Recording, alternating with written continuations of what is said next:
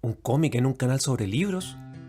A ver, saldemos rápido del asunto. El cómic es un arte y la narrativa gráfica es digna de ser analizada como cualquier otro género literario. Como en todo existirán algunas obras de calidad y muchas otras olvidables, pero es labor de nosotros, los lectores, el buscar cuentos o novelas gráficas que aspiren a más que solo a contar una historia entretenida. El caso es que incluso dentro del cómic más comercial podemos encontrar verdaderas obras maestras. Arma X es una de ellas. Lo primero que hay que decir es que este es un cómic extraño. Trata sobre lo que en su momento fue lo más parecido al origen del personaje Wolverine, tal y cual lo conocíamos al inicio de los 90. Es decir, un tipo peludo con esqueleto y garras de un metal irrompible y que podía curar ridículamente rápido cualquier herida.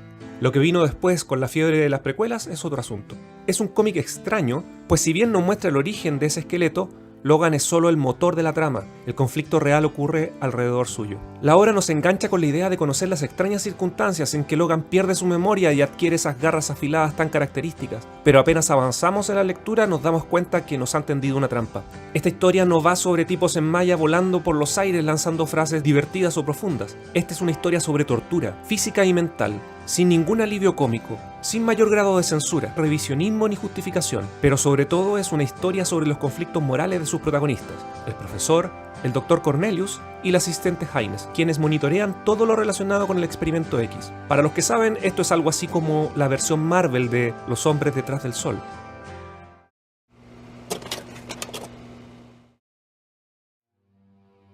La historia es muy sencilla. Secuestran a Logan, un tipo atormentado por su condición de mutante, en un mundo que, como el nuestro, no acepta la diferencia y por tanto le teme, y exige que sea escondida en un gueto, en un closet, en una jeringa o al final de una botella. Logan es el elegido porque tiene un factor de curación que le permite regenerar tejido y curarse de cualquier cosa que le hagan casi instantáneamente.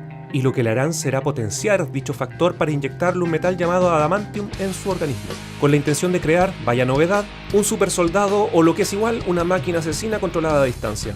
Todo marcha pavorosamente bien hasta que en un momento Logan escapa, matando a todo el que se cruce por delante, en una carnicería que de alguna manera disfrutamos por el ansia de justicia o venganza que la historia nos provoca, luego de mostrarnos páginas y páginas de vejámenes, hasta llegar al profesor, y Logan por fin habla, como la criatura de Frankenstein en la novela de Mary Shelley.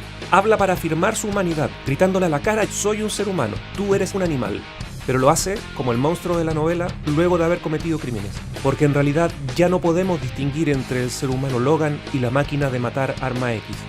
No sabemos si mata obedeciendo a su naturaleza animal o en venganza por lo que han hecho con él. Pero al parecer todo ha sido una simulación en la mente de Logan, un recuerdo implantado más, con el fin de analizar cómo reaccionaría si lo dejaran suelto, y mientras los tres personajes principales comentan los resultados, Logan sí escapa, y sí mata a todos. Como dije, la historia es sencilla, lo importante es cómo nos la cuentan.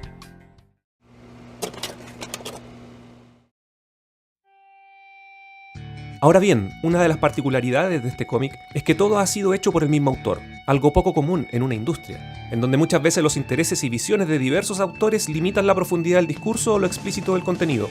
Pero aquí nos encontramos frente a una sola visión, y se nota. Dibujo y guión se funden en armonía. Pero ¿cómo podemos darnos cuenta de eso? Solo un ejemplo. Veamos cómo flota Logan en tanques con extraños líquidos, mientras los diálogos parecen ser burbujas que oscilan por las viñetas y cuyo contenido zigzaguea moralmente desde los márgenes de la empatía hasta la objetividad de cifras y protocolos. Hacia el final nos damos cuenta que toda la narración pudo perfectamente ser parte de una simulación, insertada en la cabeza de Logan. Sin embargo, se sugiere que la simulación solo sería la realidad en retrospectiva. El juego entre los diferentes niveles de realidad dentro de la historia encuentra su correlato en la confusión entre cables, huesos, ramas, dientes, vidrios y cuchillos, siempre presentes en cada viñeta. El ruido permanente de las máquinas y el discurso interior que interrumpe los diálogos en un coro de voces que nos desconcierta, pero que nos obliga a estar atentos a cada página, a no dejarnos llevar solamente por la trama. Veamos entonces esos tres personajes principales. El profesor. No ese profesor. No, ese tampoco. Este personaje encarna el cliché del científico sádico, que ve al sujeto del experimento pero también a todos los demás personajes como piezas de un plan maestro. Y mientras sospechamos que obedece órdenes superiores, para todos los efectos de la historia, él es el principal culpable de todo lo ocurrido. La idea del científico frío y calculador, que desde la superioridad del saber deshumaniza a todos los demás participantes de la trama, tiene antecedentes en el cine y hasta en la imagen que se ha hecho de Víctor Frankenstein, aunque en la novela no sea tan así. En todo caso, la conexión con la historia del monstruo es clara, más que por la falta de ética y responsabilidad del científico, por el hecho de que el maltrato y un entorno violento pueden engendrar un monstruo. Este cliché del científico que juega a ser Dios obedece al aspecto oscuro que ha tenido el avance científico durante los siglos XIX y XX, y donde la humanidad ha avanzado en muchas facetas, evolucionando culturalmente gracias a la ciencia. Sin embargo, muchos de sus frutos, es decir, de la tecnología, que en sí no tiene una moral incorporada, se ha utilizado para fines cuestionables, desde los campos de exterminio hasta la experimentación con humanos y otros seres conscientes. Pero todo parte del hecho de que este personaje está convencido de que no trata con seres humanos, por lo que no puede desarrollar lazos afectivos de ningún tipo, acortado emocionalmente con ese otro, que desde su perspectiva es una bestia, un animal, con el que no cabe ningún tipo de piedad o consideración. El profesor es un personaje malvado prototípico, que no experimenta culpa, que no evoluciona, que no tiene una vida aparte ante la cual rendir cuentas. En suma, es un tipo con bata, embriagado de poder. El Dr. Cornelius... No ese Cornelius. El Dr. Abraham Cornelius. Aquí ya entramos en una zona gris. El Dr. Cornelius no comparte el mismo grado de culpabilidad con el profesor, pero en ningún caso es inocente. Simplemente no es un sádico, es un tipo en problemas, con un pasado oscuro y una ética cuestionable, que seguramente no puede conseguir un mejor trabajo, por tanto hará lo que sea para mantener incluso hacer la vista gorda, gordísima, frente a las violaciones que presencia. Ahí donde el científico disfruta y se solaza, el Dr. Cornelius asquea, pero no deja de cumplir con las órdenes que le dan, es decir, actúa dentro de las normas del sistema en que se ve inserto, sin reflexionar sus actos ni las consecuencias de los mismos. Un burócrata de la crueldad, lo único que importa es seguir las órdenes, mantener el trabajo, preocuparse en resumidas cuentas de su propio bienestar, un ejemplo más de la banalidad del mal.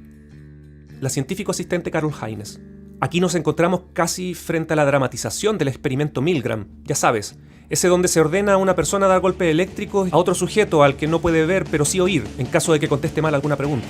Aunque los sujetos se cuestionen las órdenes y reflexionen sobre lo que están provocando al seguirlas, continúan cumpliéndolas. Haynes sabe que está haciendo algo malo, sabe que Logan es un ser humano, no una bestia como se esfuerza en repetir el profesor. Lo interesante de este personaje es precisamente su debilidad, tan propiamente humana, subordinada desde el inicio, emocionalmente sensible pero sin la voluntad para dejar el trabajo y menos de ir contra la autoridad. ¿Cuántos de estos personajes han coincidido en la historia? En cada sala de tortura a lo largo del mundo. ¿Cuántos equipos encabezados por un monstruo y secundados por personas como Cornelius o como Haynes están haciendo cosas parecidas? ¿Cuántos de esos doctores o asistentes vuelven a sus casas a abrazar a sus hijos, a comer con sus parejas, a compartir con familiares o amigos, demostrando su empatía entre la salida del trabajo y la hora de dormir? Eso es lo más aterrador de esta historia, porque entre los culpables no todos son psicópatas o sádicos. Muchos pueden ser terroríficamente normales y se excusarán frente a sí mismos, pensando que no hay otra alternativa, que es su deber, que es lo que merecemos, pero no lo que necesitamos, que lo hacen por nuestra propia seguridad, para defender a Dios, el Estado, la patria o la familia.